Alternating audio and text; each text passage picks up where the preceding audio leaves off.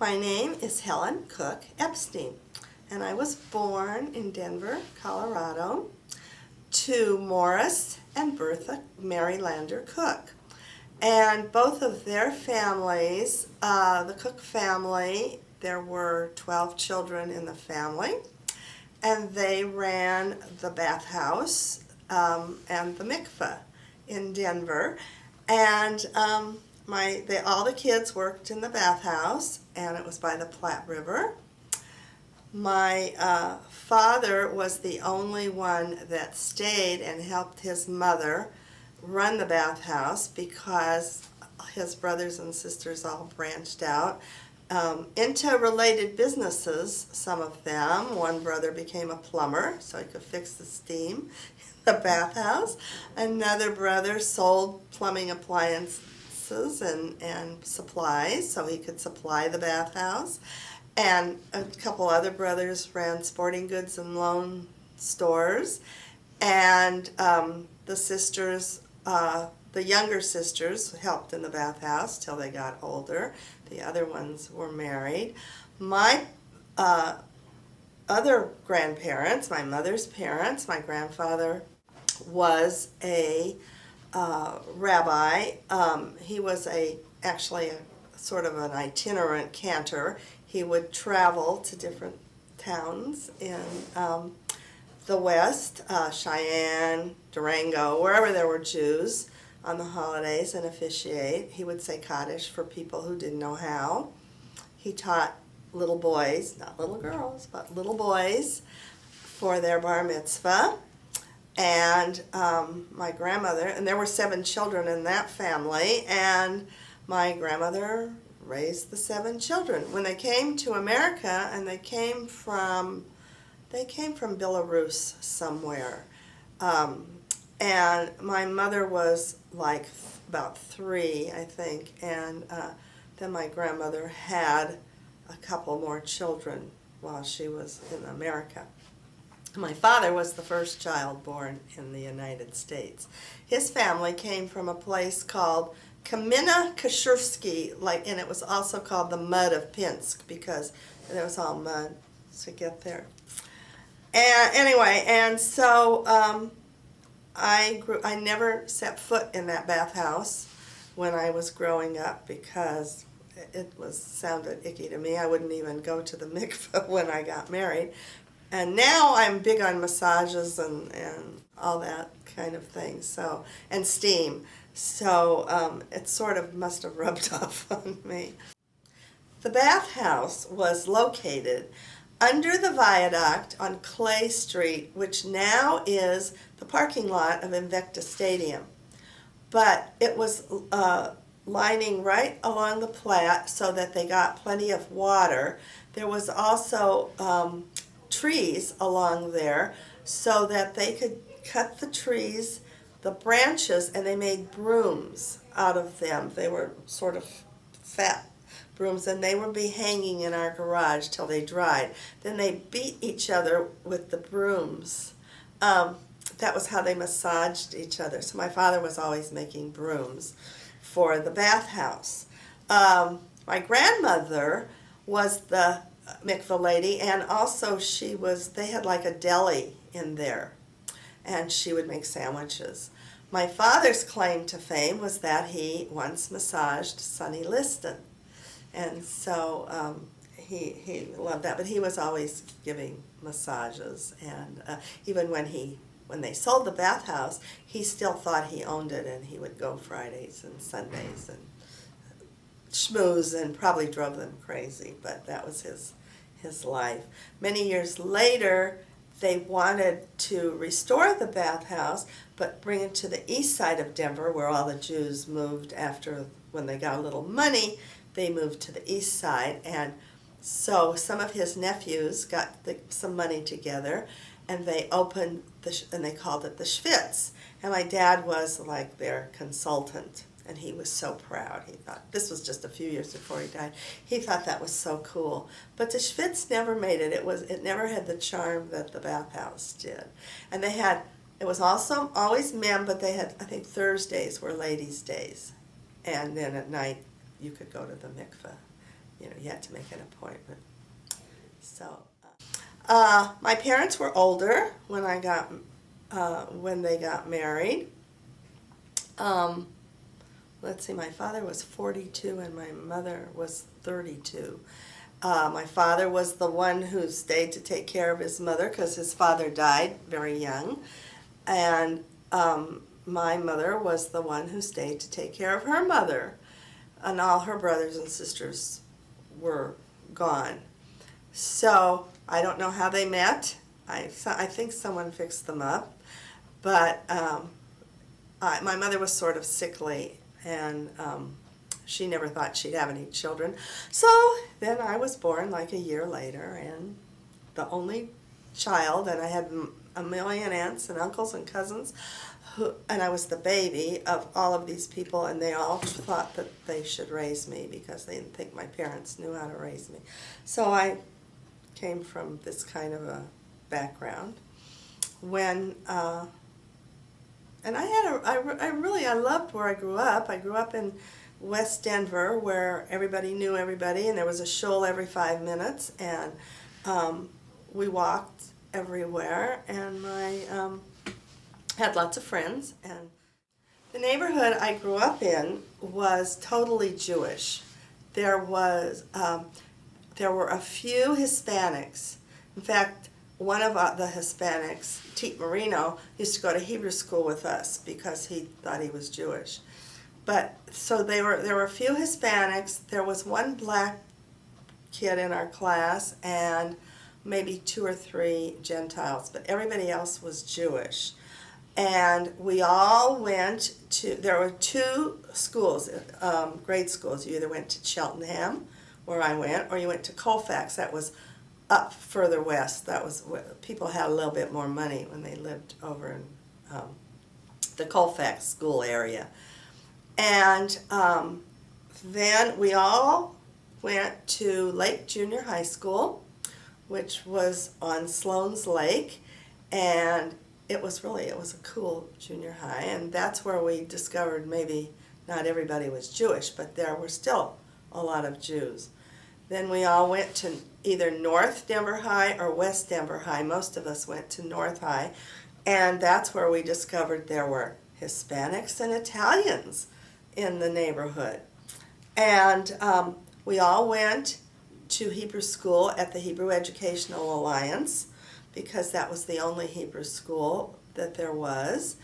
And girls did not have a bat mitzvah when I was growing up. They started when I was about 12, but my grandfather, who was the Torah reader there, said I didn't need a bat mitzvah, and I was very happy to, say okay, because I was kind of shy about doing that.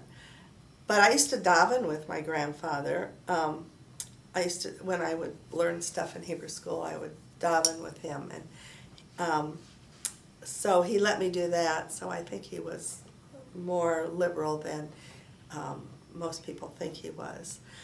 Was pretty close to my parents, I guess, until I got older. But I was independent too.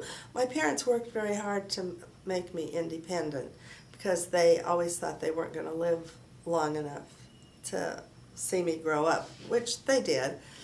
But anyway, so when it came time for me to go to college, I had a cousin who married a Kushner in Lincoln. She went to the University of Nebraska, and so she told my parents that that's where I should go to school. So I did, and I hardly saw my cousin when I was there, but and that's where I met Tuffy, and Willie Ross fixed us up, and I didn't want to go out with him, but because he was a musician, but I did, and we, the rest is history. We were married, and we lived in Lincoln.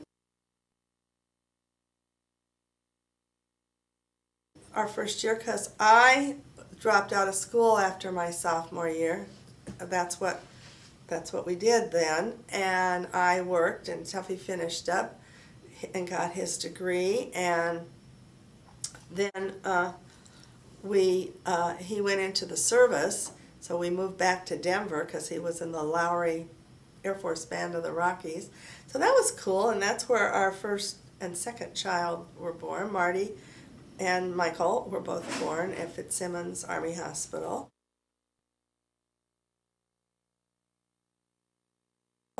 And we stayed in Denver for 4 years, and then Tuffy got a job in Carson, Iowa. We were the only Jews. Carson is about 36 miles. I think it's east of Council Bluffs. And we were sort of like the ambassadors of Judaism. And every Sunday we go to a different church and talk about Judaism. Not every Sunday, but quite a few. And then they would invite us for dinner afterwards, to these big farm dinners that were great, really good food. But first year we lived out on Highway 92 on a farm. I thought I was going to never survive that with the mice. And the farmer would come and farm the place, and there were chickens and pigs with a fence, but that was pretty terrifying. And then we moved into the city, and we lived near the Presbyterian church, and the Presbyterian minister and his wife, who were our age and had kids our age, became our close friends, which they still are today. He has a big church in Colorado Springs, and but we were, that was our sort of our saving grace. And the faculty was young, and they all had young kids, and so we used to, you could get a babysitter for 50 cents, 25 cents an hour, and we'd get the babysitter, and we'd go into Council Bluffs or Omaha to shop or mess around, and it wasn't bad. And the second year was so much better than the first. And then Tuffy's brother Alan, who was married to his Peggy, my sister-in-law, and they were living in Connecticut, and he was working on his master's degree in music at Hart Conservatory, and she became pregnant, and so he had to get a real job. So we left Carson, Iowa in June, and they came and took our house and Tuffy's position, and the headline in the Carson Times was, "Epstein replaces Epstein," as music director for the Carson Macedonia Community Schools. But we still keep in touch with people in Carson and Macedonia, and look back on it, was a great experience. Not that I want to live there all my life, but it was a good time of our life to live. Anyway, so we lived there for 2 years, and then he got the job at Nathan Hale Middle School, and we moved to Omaha. And in 1967 is when our son was killed in an auto accident, which is the worst thing that has ever happened to me and will always be, and happened to both of us. And not sure how we all got through that, but we did. He was 5 years old, and we still miss him. And then we had Danielle, which was our joy. She was our joy. Not that Marty wasn't. She is too. We are really blessed because we have 2 fantastic children. And then when Danielle was in kindergarten, I decided I'd always wanted to finish school, so I went back to UNO and got my degree. But before that, I started working at the preschool when it first opened. Phyllis Wasserman and I decided that that's what we wanted to do. So I worked there, and while I was there, Jesse Rasmussen, who is fantastic and was my mentor, said to me, "You're too good to just be an assistant. You need to go back to school." So I did. And I got my degree in elementary education and early childhood. And I worked at the J till my kids were older. I think Marty was in college. And then I got a job at Mount View Elementary School. Talk about culture shock. And I taught kindergarten there. And then I taught second grade there. And I think I cried my way through the first year because it was really difficult. And I learned how to be tough and yet giving and loving. And so anyway, I made it through. Then I kept getting all the ESL kids, English as a second language. And so I thought, okay, maybe I want to do that. And so I went back to school and got an ESL endorsement. So now I could teach early childhood, I could teach elementary, and I could teach ESL. And because there was already an ESL teacher at Mount View, I got transferred to Indian Hill, which is in South Omaha. And I taught ESL kindergarten, which I loved it. And then, I forgot that at age 55 I had a bat mitzvah too. So I didn't know if my grandfather would have been proud of me or not, but we did that. Anyway, and so then Tuffy retired, and I was still working, and I didn't like that too much. So then I retired, and I did ESL substituting and going to schools that didn't have ESL teachers but had maybe 2 kids in a school. So I did that, and then I worked with adults for the Omaha Public Schools, teaching them ESL. And then I learned how to be a tester, so a language assessment tester. So now that's what I'm doing now, language assessment testing. I also did a Title I tutoring thing at Prairie Wind Elementary School for a while, but then the money ran out. It was a stipend. When I was at Mount View, I was chosen by my principal to take this class at the Children's Museum called Science at Your Doorstep, which was an innovative way of teaching hands-on science at that time. Now I think they teach it that way, but they didn't do that in the Omaha Public Schools then. And I discovered how much I really loved it. Basic elementary science, little fun hands-on experiments. And so when I went back the next year, I taught science that way.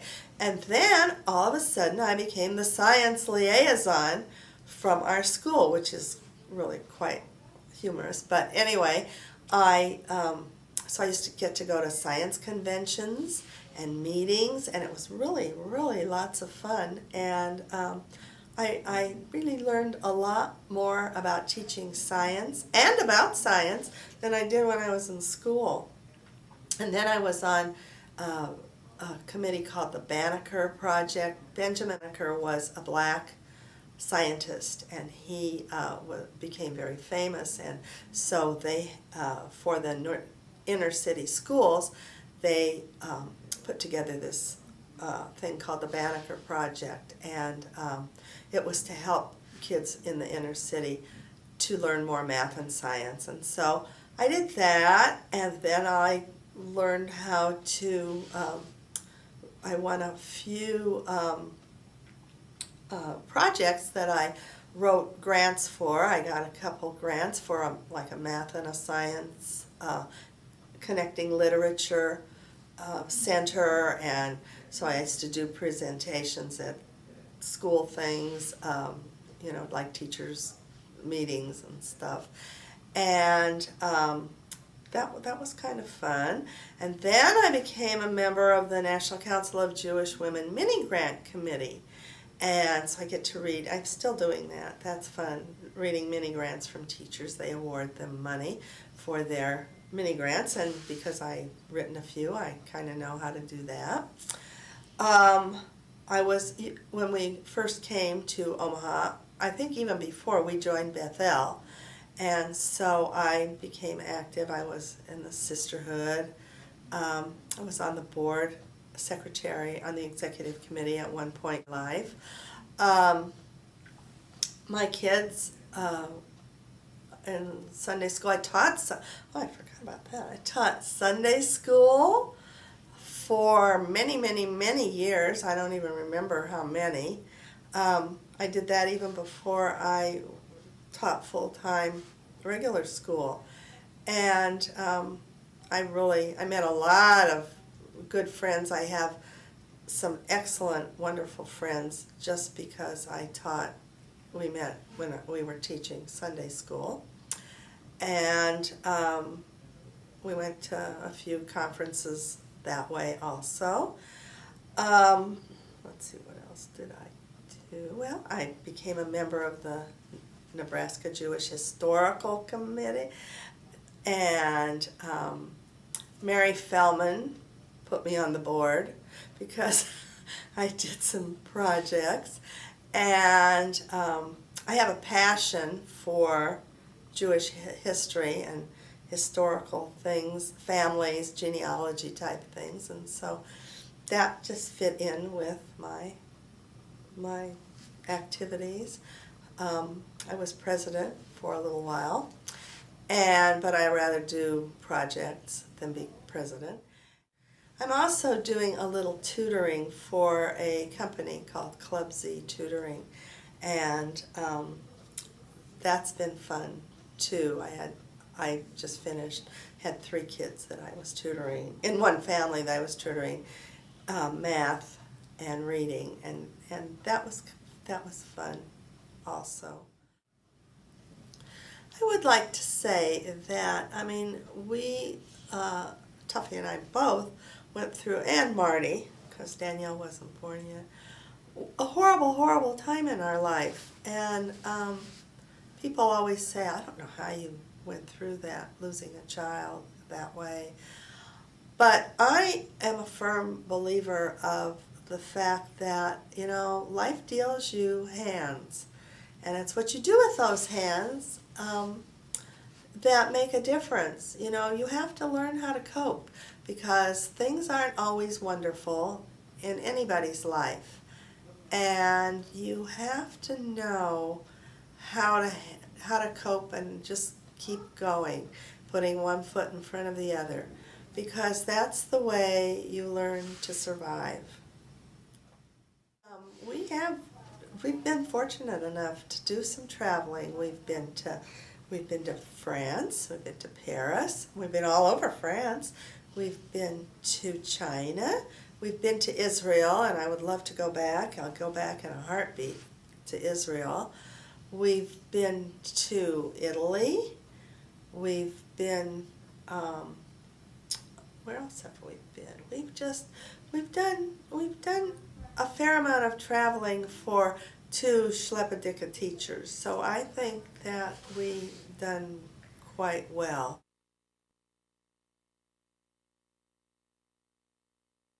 I would like to tell my grandson that Gideon, who I adore and who's perfect and wonderful, that it's and I see this in him. He has some compassion for other people, and that's you have to be compassionate and considerate of other people. You cannot always be for yourself.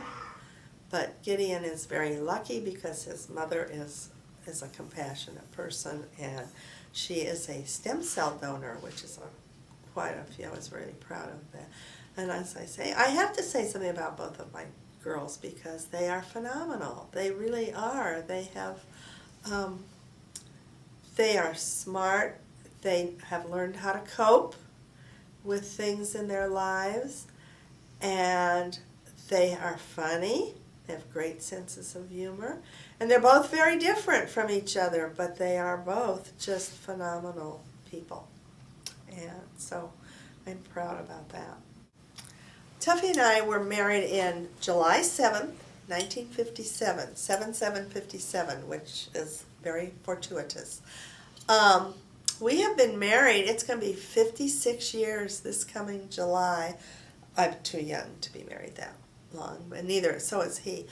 But I think, the secret is, I think He is very tolerant of me, and he's always supported me in anything I wanted to do. He really has, and we are best friends. If anyone says, who's your best friend? Well, I have to say, Tuffy is my best friend. And we both laugh a lot and have good senses of humor, and that is what has gotten us through anything that we've had to cope with. So I feel like you have to have a sense of humor, and you have to be compatible, and we both like the same things, and we just have fun together, and I'm very lucky because I do think that marriage is a crapshoot, and I think that I lucked out on this one. So there you go. Some people do, and some people don't.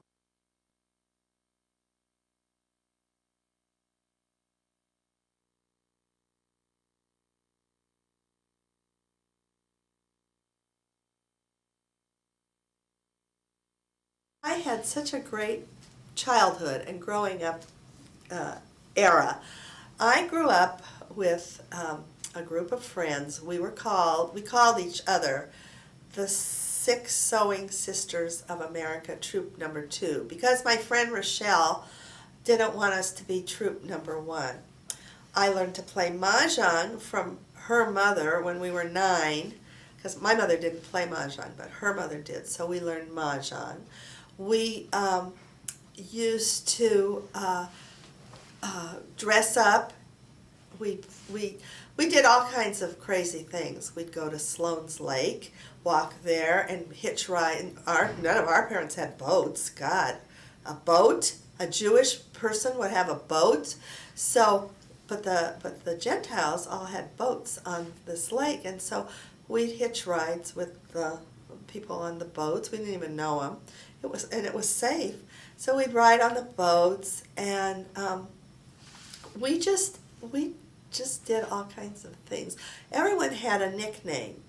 Mine was Cookie, and the guys had nicknames also. And so when I married Tuffy and we went back for a reunion, we had a reunion of the West Side of Denver, West Side reunion. I think it's going to be similar to the Omaha reunion that they are planning now. But anyway, so we went to this reunion, and Tuffy fit right in because there was Tojo, and there was all these names of these people, and there was Tuffy, and so there was Shully, and he fit right in with all these guys. So they all just sort of accepted him, and but my girlfriends were just, I mean, we just were great. A couple of them were only children like me, so that was good. Some of them had brothers and sisters. My one friend I thought she was fantastic. She had 2 brothers and a sister, and her father was the principal of the Hebrew school, so she had the bat mitzvah. And her parents took me to the symphony, so I learned about the symphony. And she loved it at my house because I had everything, and she didn't, and she had to babysit. So we sort of blended together, and I'm still friends with all of these people. We had a little reunion a couple years ago. One of them lives in San Antonio, Texas, and one of them lives in California, and a couple of them live in Denver, and we just laughed about some of the stupid things we did. We used to go they used to have open houses on Rosh Hashanah, and we'd go from one place to the next, mostly just checking out the boys, and we had some really fun times.